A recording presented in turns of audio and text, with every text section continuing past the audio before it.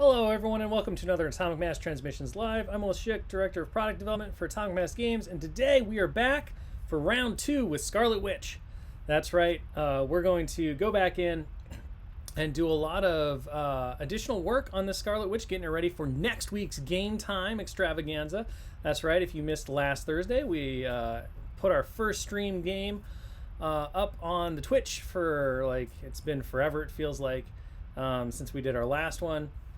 And we had a lot of fun doing it, so we're going to be following that up with another match. This one's going to feature our art director Josh Colon taking on our lead developer Will Pagani in a battle of Brotherhood versus X-Men, a classic grudge match. So be sure to tune in for that. That's going to be next Tuesday at 1 p.m. Pacific time. Otherwise, we need to get the Scarlet Witch ready for that game. She's going to be alongside Dallas's Quicksilver, who he painted up a couple of weeks ago, now on stream as well. So we're going to be showcasing all of these awesome minis that we've been hobbying on over the course of the streams on the tabletop in action. So be sure to check that out next week. Let's dive in, let's get this camera off of me, and let's start working on the Scarlet Witch to get her across the finish line. So if you missed last week's episode, be sure to check that out so you can see how we got to this level of Scarlet Witch. Now overall, this is what I would call an excellent tabletop standard. I think we even took her a little bit beyond that in the time that we had for the hour, but we did finish the swirly magic clouds. We finished her. This would be perfectly great to put on the table and start playing with. Today, because we have the extra time, we're just going to go in and we're going to build out a little bit more of this awesome miniature. We're going to give her a little bit more love and attention than sometimes we do on others, which is perfectly your choice and up to you. Effectively today, what I want to do is I want to add in a bit more shadows. So we're going to pop the contrast, especially on this blue-black that we have going on that we started with Huldra. Then we're going to go ahead and we're going to do some highlighting. And what we're going to do is I want to take this purple magic and I'm going to turn it into some fluorescent green magic. So we could just leave this magic as it is. We could pop the purples a little bit, but I think it's fun and will look really good with our color scheme if instead of purple magic, which does unify her with the undersuit, we go into a fluorescent green, which will give us kind of a nice tetrarch of color. So with that said, we're going to dive right in. I'm going to start with Huldra Blue, which was the color we used for the base. I'm going to mix in some Abyssal Blue, which is a nice dark black blue. And I'm going to create a shade color for our Scarlet Witch's blue. I haven't decided if I'm going to do much to the purple undersuit. I kind of like where we are right now. I definitely wouldn't shade it in any meaningful way because I think that would be too dark. I want to keep it kind of sheer. I like the sheer feeling it has going on right now when it comes to feeling like, you know, tights or a bodysuit. So I don't think we want to go darker. We may go a little lighter. We might just add a little bit of scritching and stuff. All right, so we're going to check this color and see if we're dark enough. So I'm just going to hit this little patch underneath the cape, which you might not even be able to see. But again, we're just going back through and we're going to do a little two-brush blending, I think, to deepen up some of these shadows and just add a little bit of extra contrast.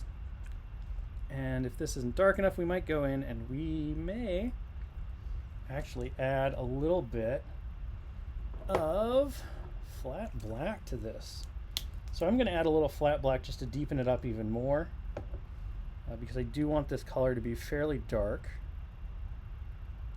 as a shade. And effectively what I'm doing here is I am just going to keep my paint smooth and not wash consistency, definitely not that thin, but I do want this to flow really well, have a decent amount of working time. I think we're right there. So now we've tested out, let's test another spot on the mini that we're not going to see very much of. See how it's flowing? That looks pretty good. Okay, so we're just going to come in and like here along where we would have deeper shadows, I'm just going to come in and I'm going to kind of like paint that in. And then what I'm going to do is I'm going to grab my blending brush and I'm just going to kind of blend that hard line out and blend that color over. And that's going to create a nice smooth transition you can see there. So our dark stuff, our dark color is still in those folds, but by using that secondary brush, which is a little moist, we can come in and we can work that color out. This is a technique that Dallas uses all the time and that he so generously has slowly kind of taught me over time. I'm still by no means an expert at it, but effectively what you're trying to do is you're using that secondary brush to pull the paint over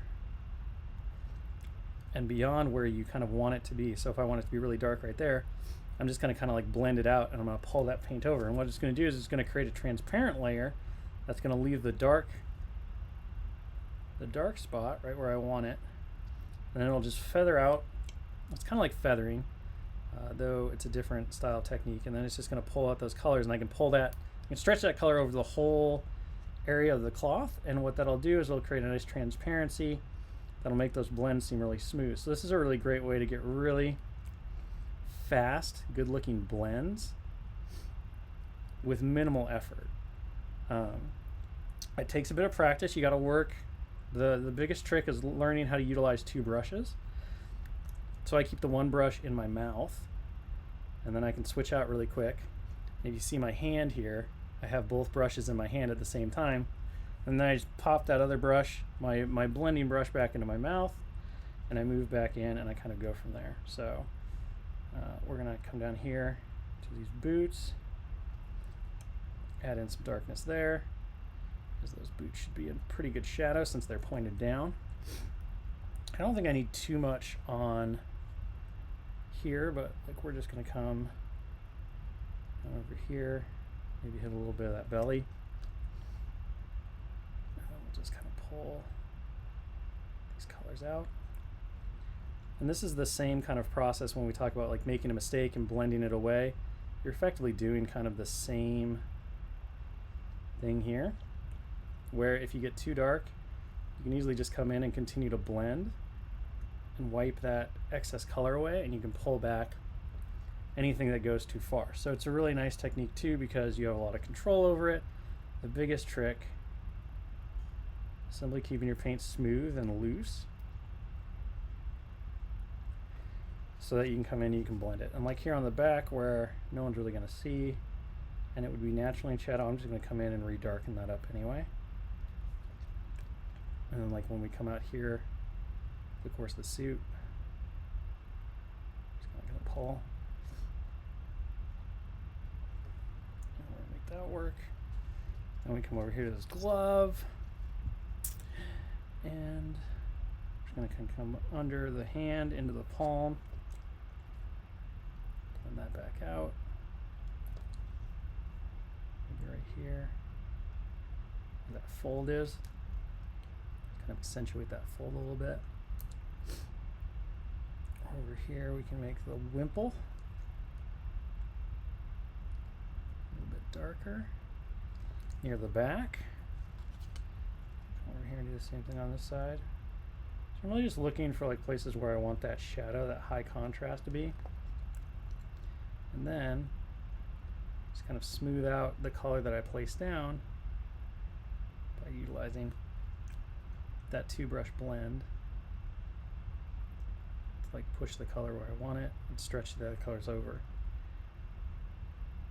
And the nice thing about this too is you don't have to be perfect with it. It's definitely not one of those things where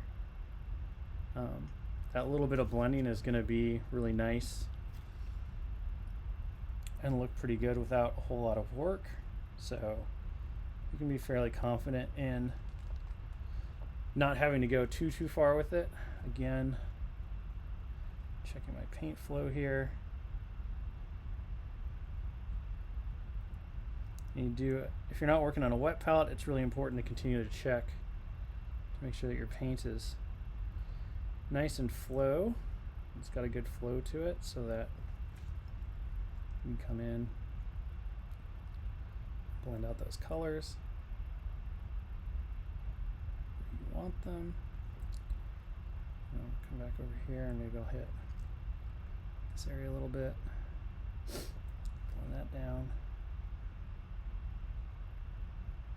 And so what you're kind of trying to do is you're replicating what you would be doing with like a layer highlight, where you're kind of building up those multiple stages of layers. But the reason that this is a little faster once you get the technique down, and like anything, it'll take a lot of practice and you'll never be a master at it, you'll just improve your skills over time, is that you're cheating by only using, you know, 2 layers of paint, that mid-tone and then the darker layer.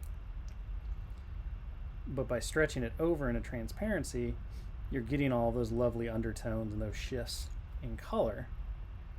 So you're effectively layer highlighting much faster. It's like here on the cloak, as I pull it out, you can see how we, even here where we made a little mistake, we can make that look a lot nicer by stretching out our colors and come back in and make that side really dark. And then maybe come in over here like this and pull this color out like that. And we just kind of like blend those two together in a nicer manner so that the transition isn't quite as noticeable between the two. Again, this is just kind of like thinking like where our darks are, what I want those colors to be. And then to make that smooth transition between the two, we're just going to use that blending brush and blend it out. Ideally, the way that you want to approach it is take your wet brush, come in from the side you want to blend it to, then come into the paint, then pull it back out. So you want to wet the area here, and then go into the paint that you want to blend, and then come back out with it. It takes a bit of practice to think in that kind of manner, and then you have to think about like how to reach those points with the mini. So like when you're just doing it like this, which is for, you know, not a competition standard, you can be less precise about how you come in. You might be able to just like blend it out much easier. And I have no doubt that Dallas will show this on one of his streams as well, now that I've kind of opened the door to it. But it is a fantastic method to work with and to learn, because it makes making these smooth transitions so much easier. So do I use the same size brush? No, I use whatever's available. Right now I have both my 2s in my mouth. I have my 2 in my hand and then my mouth. You can always, it's almost always easier to use a larger brush, even if I was like using a size 1, for example, if I was doing some detail work. The size 2 for the blender, you just want that nice like blending brush because you want to maintain a lot of dampness. Just use water to keep the brush damp. You certainly, any kind of dampness will work for this.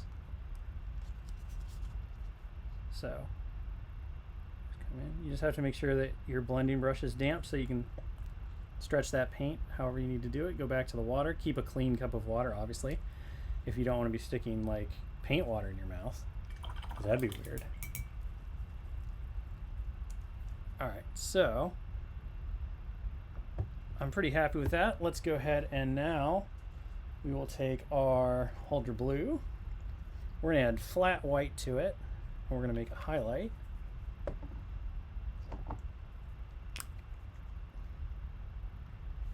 We're just going to go back through and highlight this color really quick. Holder Blue is one of those rare colors that is so potent that you can just actually highlight it with pure white, and it doesn't desaturate very much. Normally you want to always use like a colored white to maintain your colors, to maintain their vibrancy, but Holder Blue is just, it's a strong pigment. Whatever it's made out of is punchy, so you don't necessarily have to worry about that as much. So again, same process, except this time we're just going to be looking at those highlights. So like for example, maybe we want to come in here, we'll highlight out this area. We'll just kind of think about where we want these colors to live, and if we don't like where we wound up, we can always like blend those out. Of course, I'm using a lot stronger of a color than I normally would if I was like layer highlighting for this highlight step, because I know that I'm going to use my blending brush pull those colors out and then fix any mistakes that I might have. Let's just say we want to go down this center line, the seam, and make that really pop out. We can do that too. Come down over here. And we just really want to accentuate those seam lines so we can build those out. Keep the rest of that pretty dark.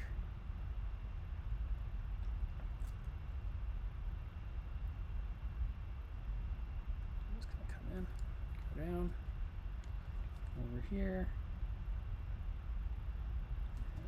These areas where the light's gonna kind of bounce, because we always assume that noon sun.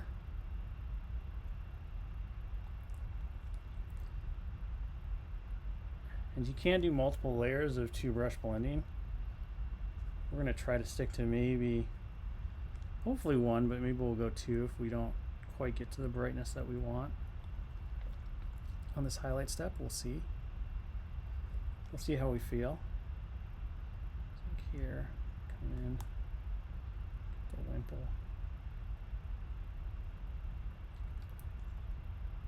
Just kind of like blend out like that. This blue tack is failing on us. It's so old. It's done well so far though. Back in. Blend out there. Pretty happy on. Oh no. Huge mistake right there. Can we blend it off? Maybe. Maybe if we just scrub away.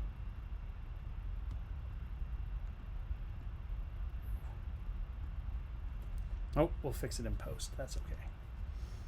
Sometimes it happens. If we scrubbed and scrubbed and scrubbed, we'd definitely fix it. But I don't want to spend our limited time here scrubbing our mistake. So we'll correct it with more paint, which is easy to do. I'm just going to come down to this toe.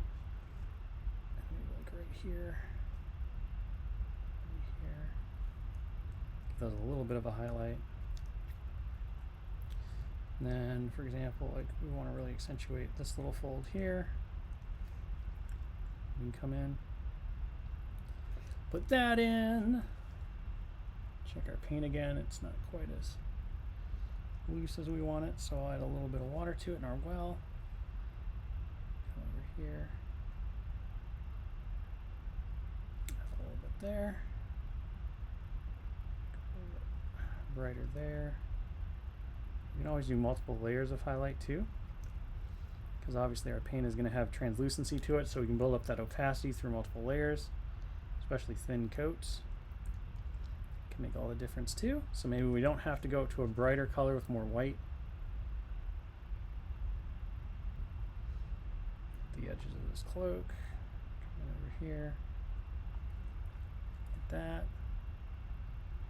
Blend that out. Really good. Over here, hit this.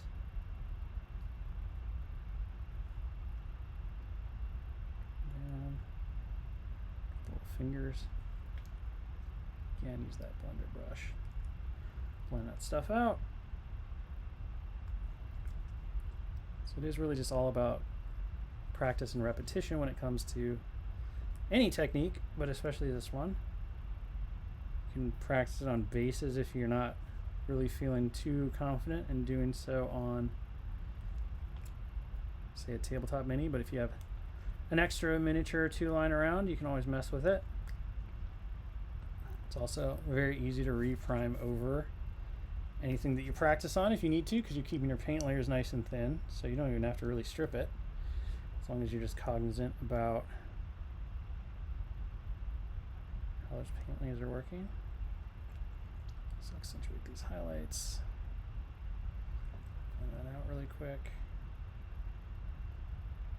Here.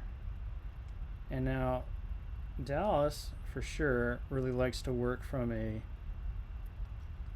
brighter highlight stage. So if we had not done the wash shade that we had done last week, so if you were here last week, we did our Holder Blue, we turned it into a wash. We kind of washed it over the entirety of our Scarlet Witch. And then in order to create our contrast shading, we did a blue wash using some ink tints.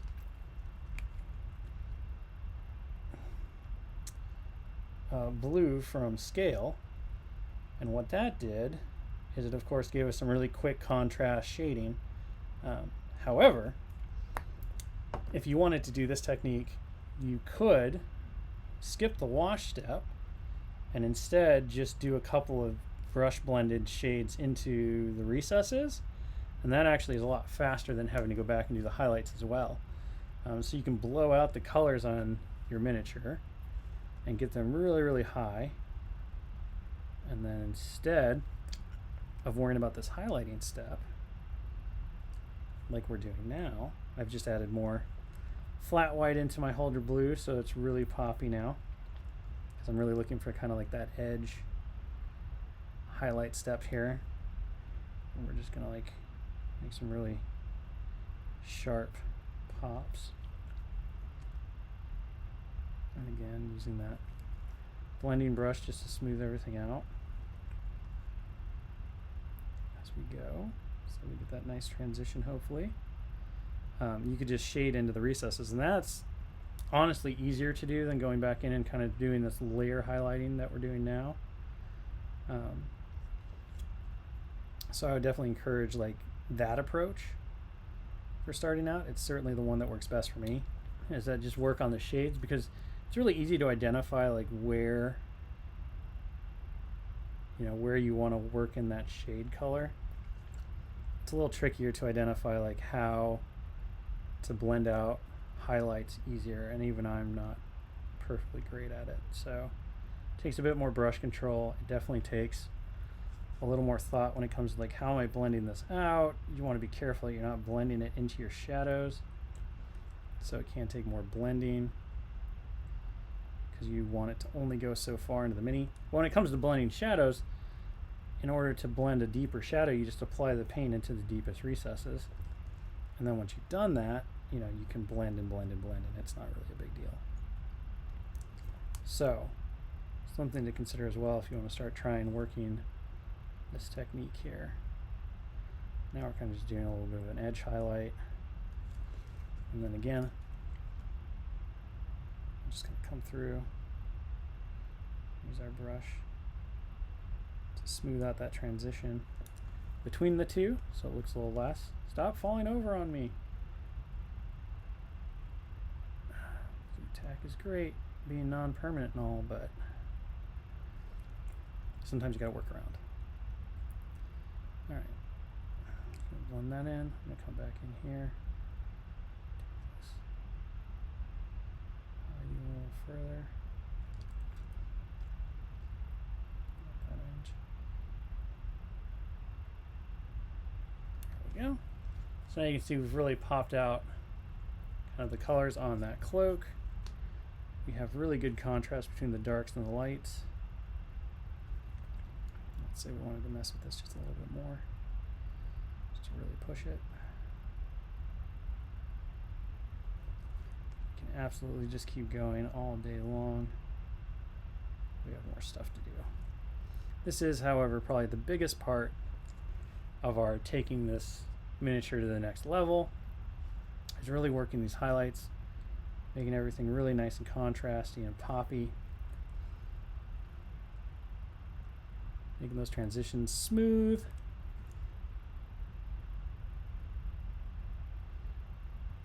Let's go over to here.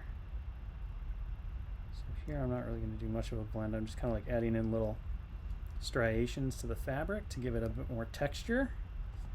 And then we'll come over here and we'll add a little bit of bright color to the knuckles and stuff where that fabric would stretch.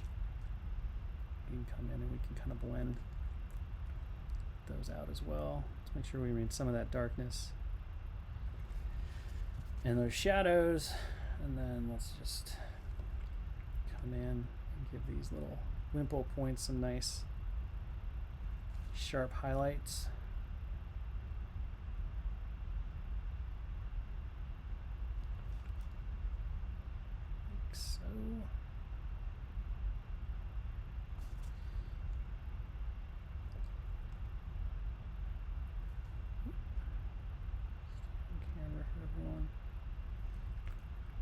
This is definitely the less talky stream. There's a lot of concentration. All right. I'm pretty happy with that. Did notice I missed this little part of the nipple, so I'm just going to go back in with my dark and finish that out. Okay, and I just want to come back in with that really bright color and do a little bit of extreme highlighting on the suit. So for example, right down this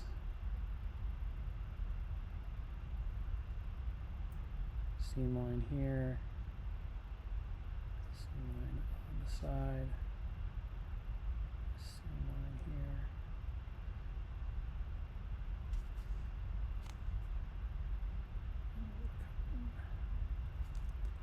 Just do like the littlest bit of glint on the upper edge, on the top. Again, making sure that those aren't really harsh. Using a blending brush, just kind of blend them out a little bit.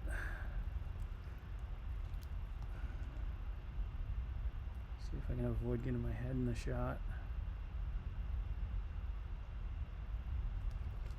And then we'll go back through and we'll do a little dark lining, and that will add that next level of pop to everything. So for example, we can accentuate these wrinkles right here by going through and adding a little bit of that. We can add a little bit of striation or texture. I'm just doing a couple like little light glints. This can work really well on darks, especially because those highlights are so important. Then we just add those little texture bounces, and it gives a nice little light and that contrasty pop that you need for those darker colors to read like really dark colors, but also sells the undertone of everything.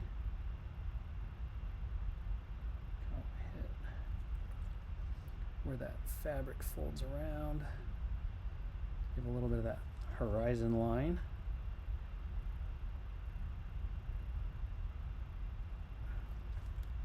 So the shape that's already there.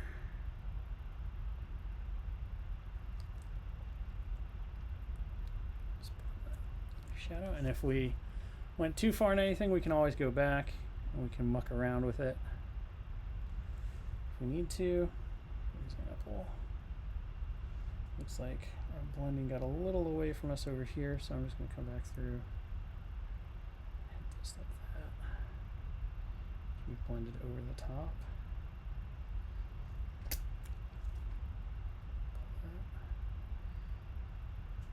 And then just smooth that out. There we go. All right, so I think that is looking really, really great for our blues. You can see that we've added that extra level of pop and highlight. Everything's looking really, really good. I'm very, very happy with where we've turned out here.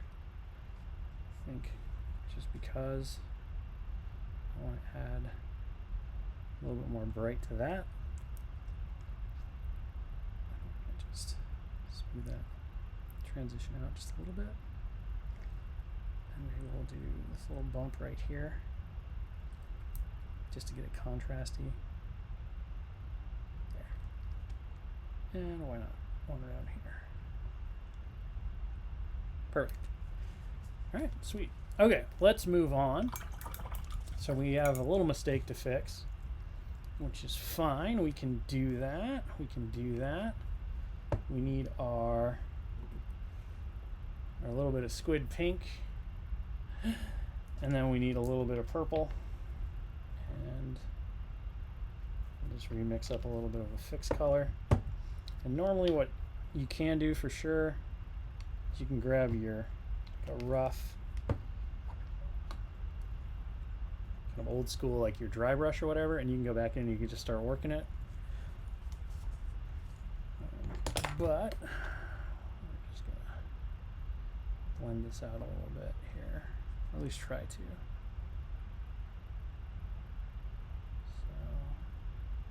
Looks about right. Need a little bit of white because we're trying to mimic a wash, so it'll be a little tricky, but I believe in us. I believe in the us that believes in us. And let's just work that out really quick. So this will be a little too light, but that's okay.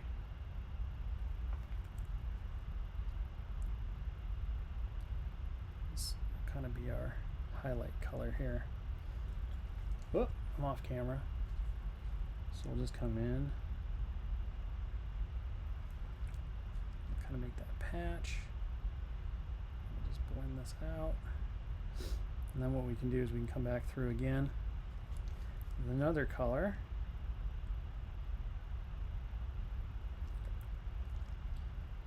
So we'll just kind of, I don't know if we were going to do this, but now we are, which is fine. We're going to just add some extra highlight to the suit, and that'll help us tie in these colors together as we work on the side, since we wound up in a place where that highlight would probably go anyway. So we're just going to kind of like mess with a little bit of highlighting along the side. Let's thin this out just a little bit. I'll get that lavender in there.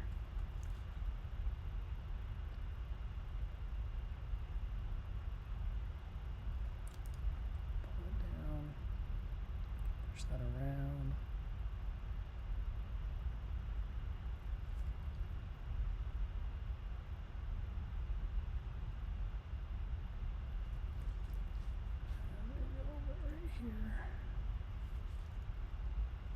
Oop. So again, really just looking for places to do those little like spot highlights, and then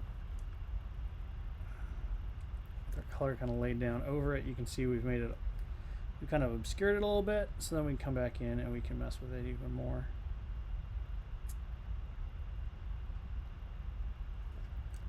We can always use our purple wash to bring that back in line.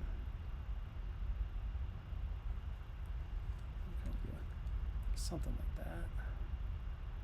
Pull it over the top a little bit. Come over here. Mimic that pattern a little bit.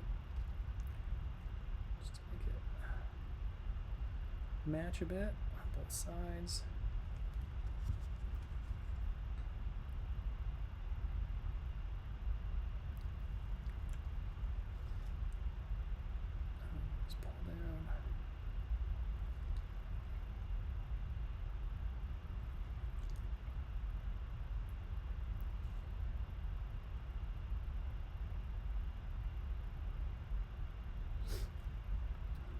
Blend that color out, so we'll have a little bit of a higher highlight on that thigh, but it'll all look quite natural and good, especially when we come back through and highlight up here, here, do a little bit of highlighting over here, careful not to get the suit. There we go. Come over here. Blend that out. So the hair color was just red leather from Scale turned into a wash and put over a Zenith Prime. So we got a nice auburny looking color with that. But I think what we're going to do next, now that we're pretty happy with this, we've covered up our little mistake. We can always come back through with a little bit of a darker, with a pink color, and we can mess with that too if we decide we don't like it, but I'm okay with the high contrast there. I think it works fine for the tights if we want to. We can always replicate more of that throughout our different blends too, just to show that that suit is stretching. Let's get that elbow actually. There we go. There. Okay, so let's go ahead and do a little bit on the hair, and then I think it'll be time to move to the magic. So all I'm going to do for the hair is I'm just going to grab a little bit of brown ink and black ink. And I'm going to mix those two together. And then we're just going to come through and we're just going to kind of wash the hair in order to build out the extra definition and stuff. So we want this to mostly just go into the cracks and crevices. It's kind of like a pin wash, although I'll put it everywhere. The more controlled you are with this, obviously, the more you'll maintain the initial color, which is kind of good because we do want that redness, and this brown has a little red to it, but it's definitely going to pull the hair into a different direction. So we might go back through and do a little dry brush to help change the upper strands of the hair. We'll determine that once we see how it dries out.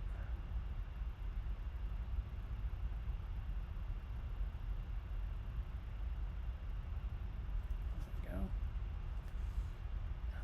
For the top of the head, I might wet this down just a little bit more so it really gets in those cracks. These crevices. So it's a dark line out with the hair like that. There. Alright, sweet.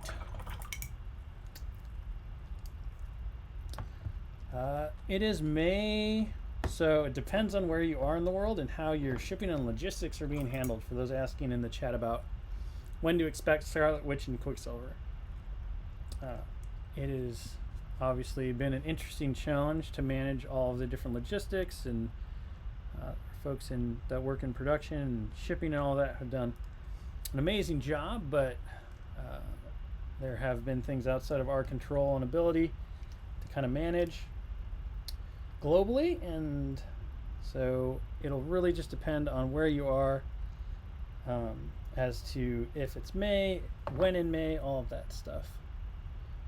We have set our initial street dates from the logistics and stuff, which I think BK can kind of give people in terms of the earliest to expect it, and then after that it just kind of comes down to everything else. So I'm just going to go through and do some quick dark lining here.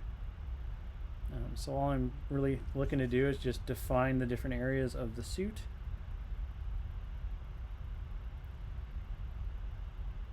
And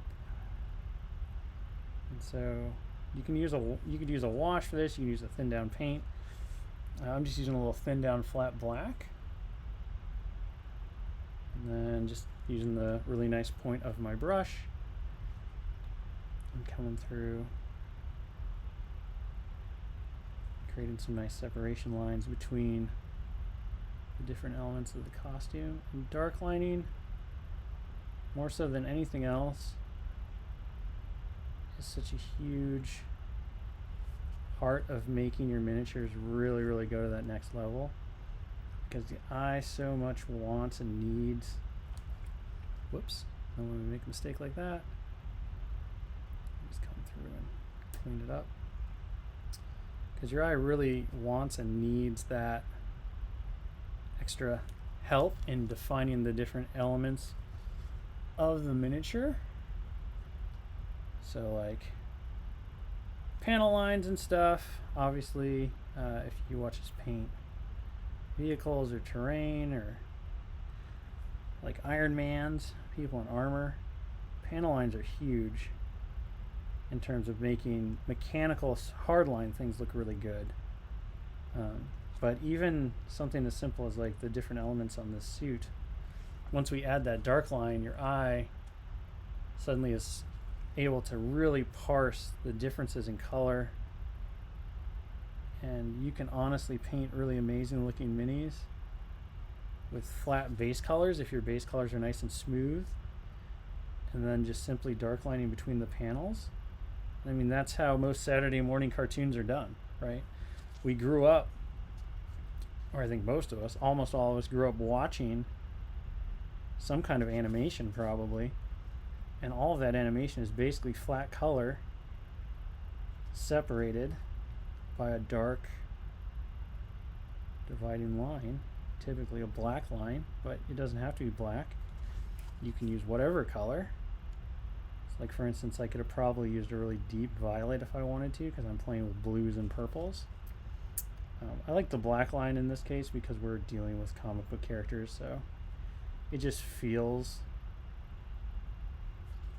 apropos to use black to line out these minis. But a more natural way to separate colors would definitely be to use dark colors that are associated with whatever the color is that you're separating, that kind of stuff. So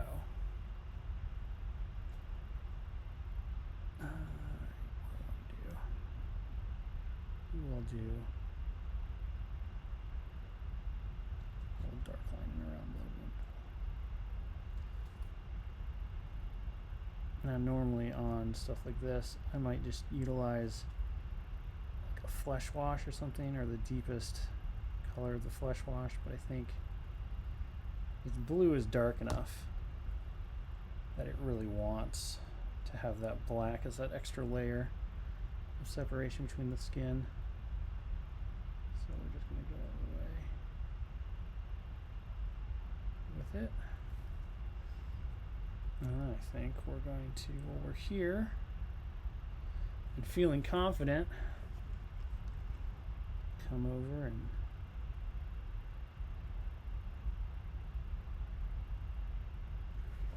quickly black out the eyes.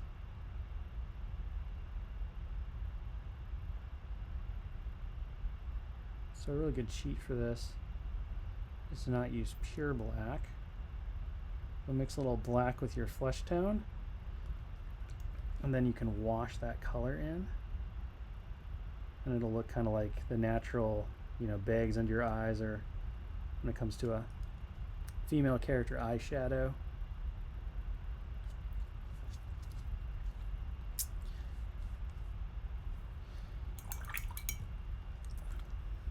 Alright, so we're looking good there. We have all our dark lining. We can come back through and maybe do the top here between the wimple and the hair. That extra layer of separation between the two. Sweet, looking good. The other nice thing about it is don't feel like your line has to be like super sharp, because one, you can always go in and thin it down with your blending brush, like I'm doing right now, because I did make a little mistake and got a little thicker than I wanted. But two, the eye kind of ignores the line when it's looking at the whole mini. So, a thicker line just makes it a little more noticeable to the eye, but it doesn't necessarily overtake everything. So it doesn't have to be like razor thin. Sometimes it works even better when it isn't. But when you're staring at it really close, obviously,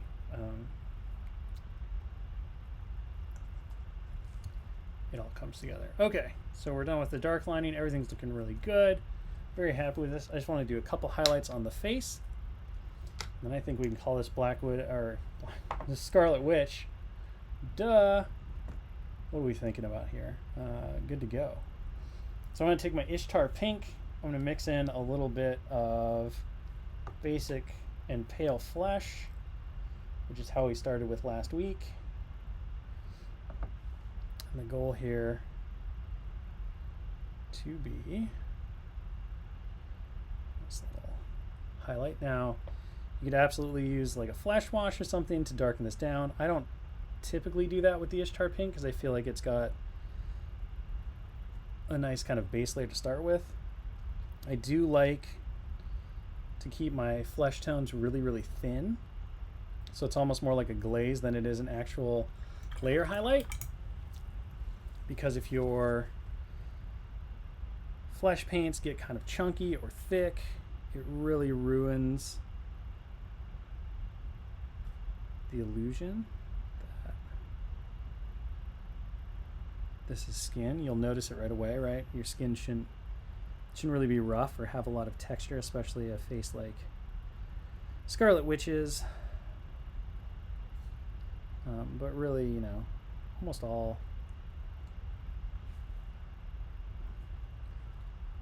all miniature faces are pretty smooth in terms of their transitions. They're very stylized, idealized, that kind of stuff. So there's not much to it. Like, totally off camera and totally out of focus. Come back in.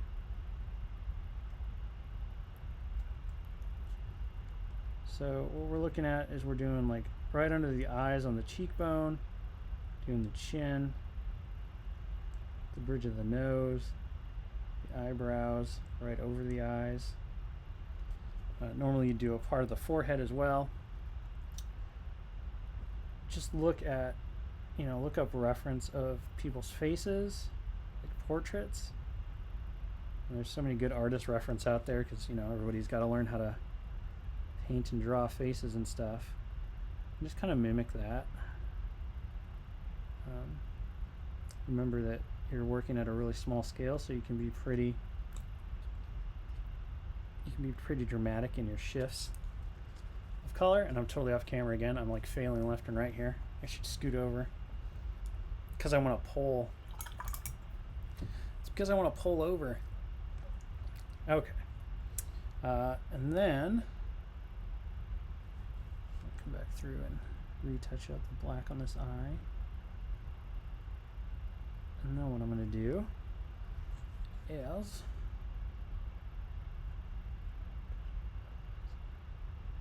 I get really quiet because eyes are hard and I'm thinking really hard.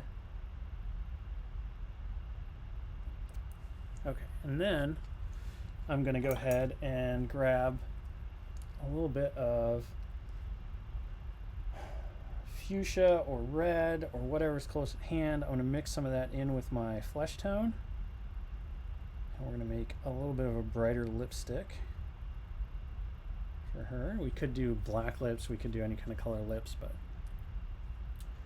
we're going to go ahead and just go in and be on camera as best we can here for this. I'm just going to touch those lips. Let that paint flow right off. Just bring up the vibrancy on them. Yeah, we could really do this with any color. Whenever you do lip color though, it's always best to make sure that you are mixing it with a little bit of your flesh tone. Even if you want like really stark like black lips or something, green lipstick, anything like that, because there is, it'll stop them from looking like the face is painted. It'll look a little more natural. And then if you want to, you can always add in more of your skin tone and create like a little bit of a gloss spot highlight if you want the lips to be shiny. And you just come in, kind of dot that on. You can do that. And then you have your nice shiny lipstick. And now let's finish it off by giving her a little bit of eye glow. So for that, we're going to grab our flat white. We're going to hold our breath. No, don't hold your breath. It's bad. You shake when you hold your breath. Your body wants to breathe. We do want to make sure that this paint is flowing really nice though. Now we could just leave the eyes black and not worry about dotting the eyes. You could go back in and dot the eyes if you wanted to. Because we're summoning magic here, we're going to just go ahead and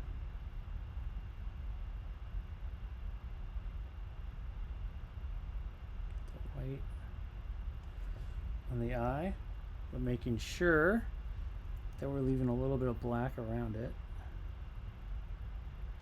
so that we have that line of definition. And this is the hard eye, so I'm going to flip it back around. Do all kinds of like crazy gymnastics when I don't have to stay on camera, but here I do. So we're going to do our best. And if we happen to go over, like we did there, which I think you can see, let's come back to our black and just do a little bit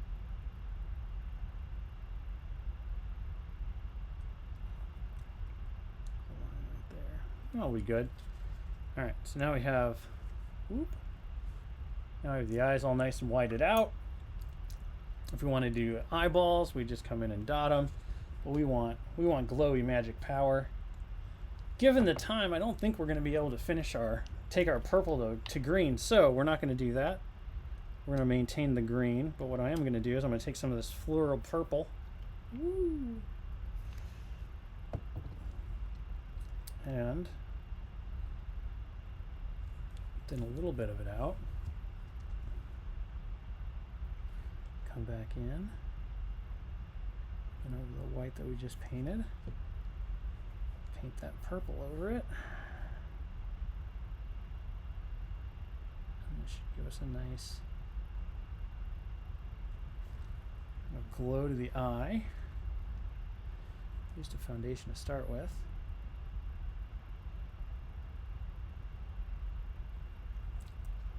Use that blending brush again. Kind of pull it out in case we get a little too much.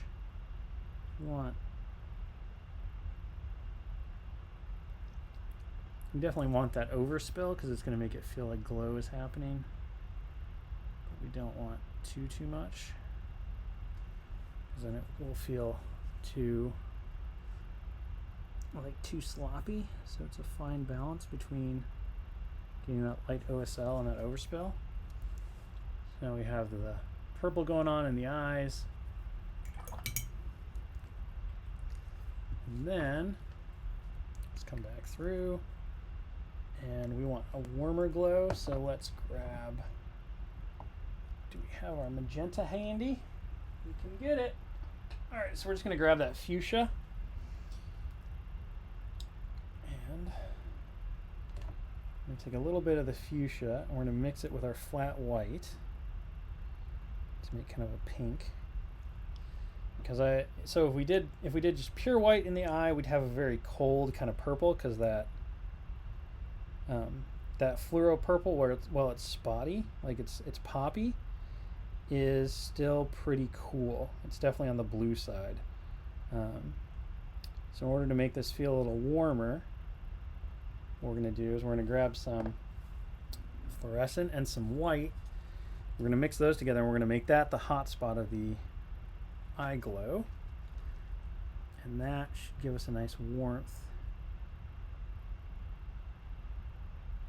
which will help make the eye feel a little more vibrant. I can see that we've kind of gone over our face here. We got a little bit, oh, focus. So there we go. See how that's working, and then we can go in. We can add more white to that and create a pink little hot spot.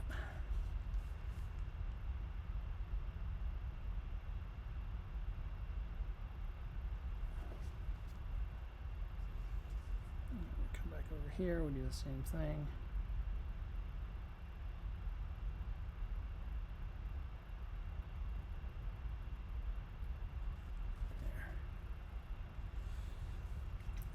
And then as our final step, because our purple has kind of like taken over the face a little bit, I just want to go back through and I want to do another really quick dark line with my black. And this will ideally be nice and thin down. You could do this with like a black wash or something too. You want this to flow really well. It should almost be like ink. Like writing ink, if you're doing like pen and quill and ink. So the better this flows, the more likely it is to go where you want it to. So we don't need it to be really opaque, because it is black, so it will definitely bully the other colors. I just want to come through and want to do a really quick definition around the eye, to help make sure that everything's nice and set off in the face. Also gives that extra little bit of menace to the glow. And then if that is a little too stark, we can go back through with our flesh tone.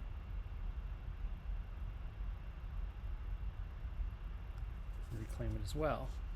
You can see how that dark line really helps to accentuate the eye color and the glow. It gives everything that nice angry look. We can go back through and glaze it with the floral purple again if we've gone a little too magenta. All I want to do is grab some of our skin tone and really quick, and this can take as long as you want it to, where you go back and forth, back and forth, back and forth. But I just want to come in and clean up right under the eye, and then kind of like over the eye.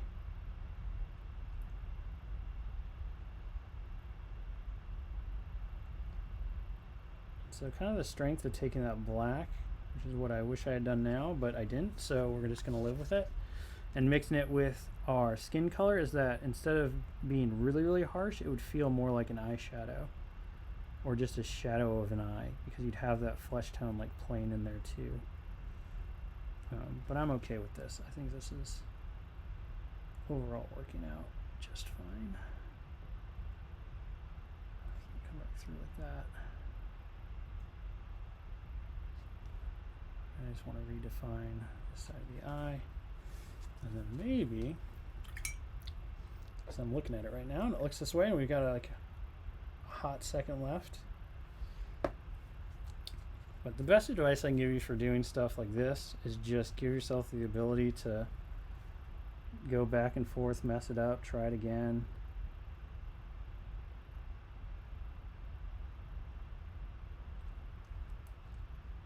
Because it is a fine kind of balance of that didn't quite work, or I made a little bit of a mistake here, how do I fix it? So you just kind of go through and keep going until you do. And sometimes it'll happen quick. Sometimes it won't. But we only have an hour, so we're going to call this good here in a second. Because we gotta.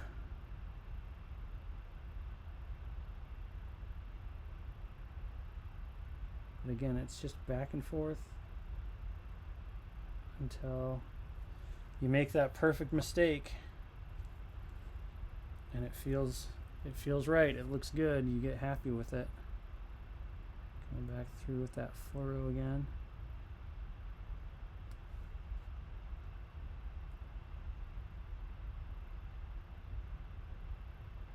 Just to reclaim that glow.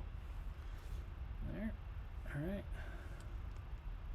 There we go. I'm pretty happy with that. So she's looking great. If we take her off, we do have to do the foot that was in the stuff, but that's okay. Whoop. And we turn around like so. We can do what we did last week, which is to see when she's all assembled. And you'll get to see this once she's ready for the game.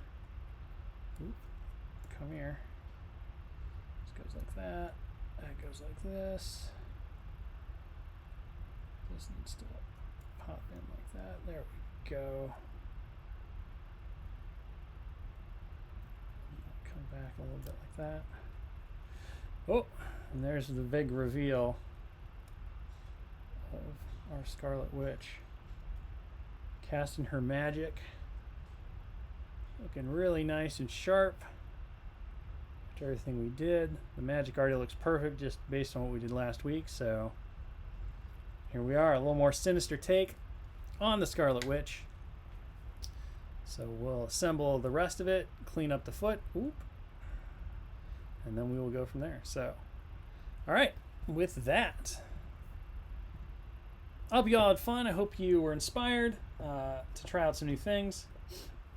And overall, I hope that you are looking forward to next Tuesday where Josh Colon, art director, will take on lead developer Will Pagani in an X-Men versus Brotherhood showdown. That will be happening at 1 p.m. Pacific, again next Tuesday. So you'll get to see some of these amazing miniatures that we've been working on, hopefully teaching some fun techniques and stuff over the last couple of weeks on the tabletop, and get to see some action between those two players. It should be a hoot and a lot of fun. Until next time, folks, be sure to check out all of our social media for all the latest and greatest information, including, I'm sure, some spoilers on both Quicksilver and Scarlet Witch that BK will be posting up at some point. We'll be back tomorrow at 1 p.m. Pacific, as well as John Schaefer comes back to do some more hobby stuff. Dallas Kemp will be back on Thursday at 1 p.m. Pacific to do some awesome Marvel Crisis Protocol painting. I'm not entirely sure what he has on tap, but I think it's Mr. Sinister. He'll be painting Mr. Sinister, who I know a lot of folks have been waiting to see, on Thursday at 1 p.m. And then, of course, I'll be back on Friday at 1 p.m. Pacific for some more painting as well. So until next time, stay safe, stay beautiful, and be good to each other. Thank you all for joining, and we'll see you on the next one. Goodbye.